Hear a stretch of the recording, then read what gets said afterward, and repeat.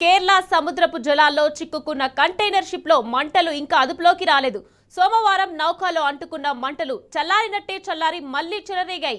270 మీటర్ల పొడవైన MV1 high 503 నుంచి అగ్ని కీలకలు ఎగిసిపడుతున్నాయి. అకామిడేషన్ బ్లాక్ నుంచి కంటైనర్ బే వరకు మంటలను అదుపులోకి తెచ్చేందుకు ప్రయత్నిస్తున్నారు కోస్ట్ గార్డ్ అధికారులు. ఇప్పటికే షిప్ నుంచి 18 మందిని రక్షించారు. వీరిని INS సూరత్ నౌకలో మంగళూరు పోర్టుకు తరలించారు. కాగా షెడ్యూల్ ప్రకారం ఈ నౌక రేపటికల్లా ముంబైలోని నవాషేవా ప్రాంతానికి చేరుకోవాల్సి ఉండగా మార్గ మధ్యలోనే ప్రమాదానికి గురైంది.